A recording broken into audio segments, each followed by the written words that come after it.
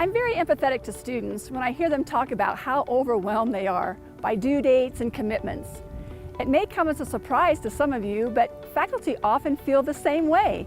We plan our daily classes, participate in a myriad of professional activities, serve our communities, and engage with our friends, just like you. As a student, using Canvas to calendar your assignments is an incredibly effective tool, but oftentimes it's necessary to supplement that particular online calendar with your other commitments and responsibilities.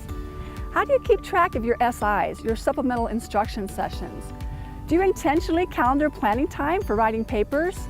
What lead time do you need to plan for and create projects? Your course syllabi can be your best friends when mapping out your time management plan. Read each one and calendar the appropriate due dates.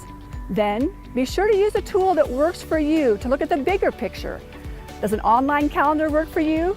Are you a paper person that likes a planner with eye-catching graphics? Do you prefer an app on your phone for calendars and tasks?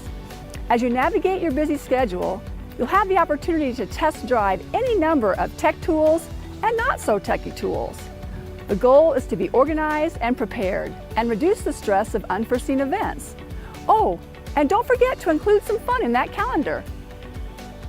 Set aside in your schedule specific times and places to study. Homework is hard, and you don't want it to be unnecessarily difficult because you're running out of time or in a place that makes learning hard. So block out your schedule. Know where you're going after class to study. Know where you will study during the day. Don't waste that hour or so between classes. Use that time to study and prepare. You'll be amazed at how much you can get done in those small amounts of time between classes, work, and other obligations. It will save you so much time and make you happier and more successful. In Stephen Covey's book, The 7 Habits of Highly Effective People, habit number 3 is really important. Put first things first. This habit is about how to prioritize your tasks. When I was a freshman in college, it was one of the hardest things for me to do. Watching 90210 with the girls in my dorm was always way more fun than studying, and it showed. In his book, he describes the importance of keeping the most important things on the top of your list, and yes, studying is important, just like hanging out with your friends. But you might have to reschedule that 90210 night. With so much happening in your classes and personal life, there are chances that you might miss things that are important and let them slip. And that's why it's vital for you to create that to-do list. Manage your schedule according to your priorities, homework, studying, hitting the gym, planning your meals, calling home, whatever it is. Set your goals for the week. Schedule the big things and organize the rest. For a long time, I made the mistake of trying to study in marathon sessions with few breaks.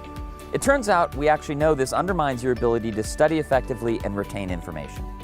And when you block off a 3 or 4 hour period and vaguely call it study time, it's easy to let distractions get in the way. You know the drill. You start off studying, but pretty soon you're browsing the internet, and 35 minutes later you're watching narwhal videos on YouTube. Well, here's a better way. Break up your day into 25-minute chunks and plan for a 5-minute break between each. When it's time to study, pick a specific task and go for it for 25 minutes with no distractions. Once your timer dings, take a 5-minute break. Then dig in for another 25 minutes. I find it's much easier to have real focus and concentration when I can tell myself, come on, Harrison, surely you can stay focused with no distractions for 25 minutes. Sometimes I take a longer break after 3 or 4 of these 25-minute work sessions, perhaps going on a 15-minute walk.